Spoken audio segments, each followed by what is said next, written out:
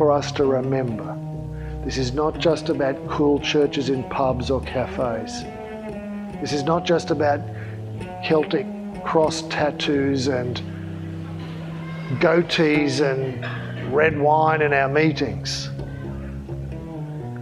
Folks, that's like planting mission in dirt. That's about style. That's about cool. Well, you know what the dirt of our culture tells you? Be cool. Be groovy, be hip, be the latest thing.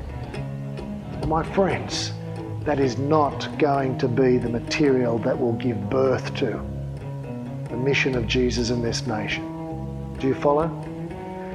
It ought to be identified by its spiritual muscle, by the fact that we are the ones who went to the wilderness where the wild beasts are, and we have returned from that place to serve the poor, the marginalised, the unchurched, postmodern.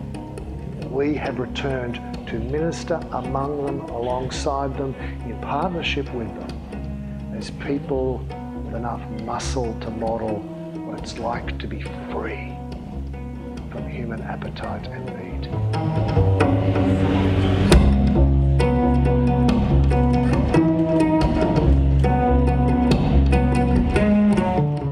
Do you want to be part of a movement that doesn't reform worship, that doesn't reorganise leadership, that isn't primarily interested in new, innovative structures, but which follows the umbre, the shadow man,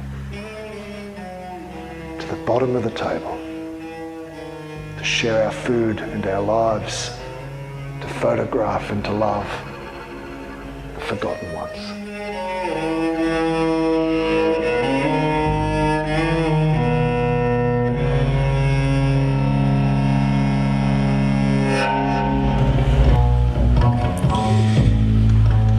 In difficult circumstances, did Jesus ask himself the question, what would I do?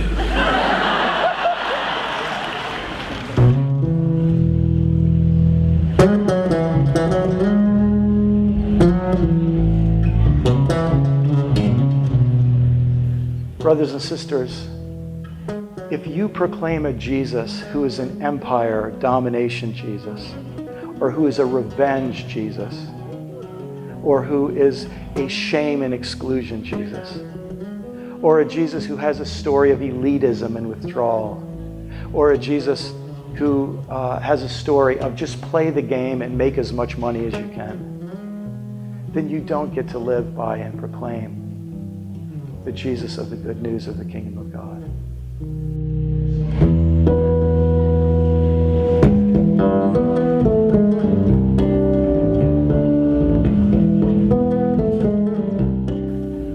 The dirty Jesus enables you to have real stories. Not stories of kitchens and cars and holidays. They're sort of all right for 5 minutes or something, over a beer at the barbecue. But you begin to get a dangerous story of the dirty Jesus, because what it says is it's a story of failures and stuff-ups. 25 years of ministry. And yet somehow you met Jesus. That's kind of cool.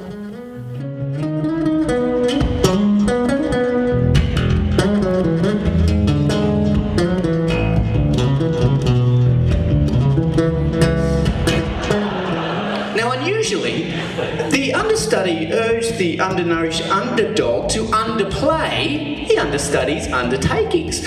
Unfortunately, the underprivileged underling didn't ultimately understand the urges that undergirded the understudy's unusual utterance. Thus, even under orders, the underprivileged underling in his underpants from the underside of the underclass didn't underplay or underrate or understate or undersell the undertakings the understudy undertook, ultimately unconsciously undermining the understudy's upcoming undertakings.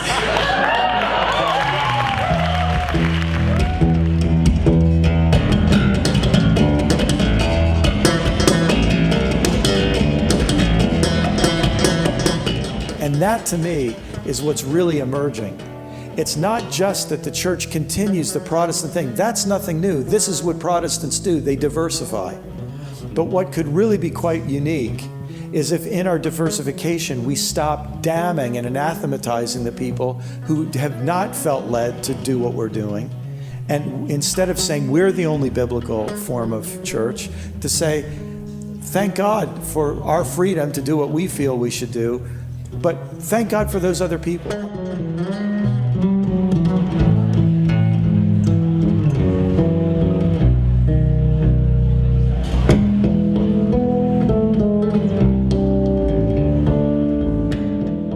I think all over the world there's a movement happening that demonstrates multipliability, and that leads us to a situation that, like 8 years ago, I was dreaming about the stuff that I'm seeing right now tangible. About 4,000, 5,000 churches in Egypt, about 300,000 churches in India, probably way more, about 200,000 Muslims coming to Christ in Bangladesh in the last 7 years, about 1,000 or 2,000 house churches planted during an evangelistic rally in Pakistan in 3 days. I was dreaming about these things. They're happening right now.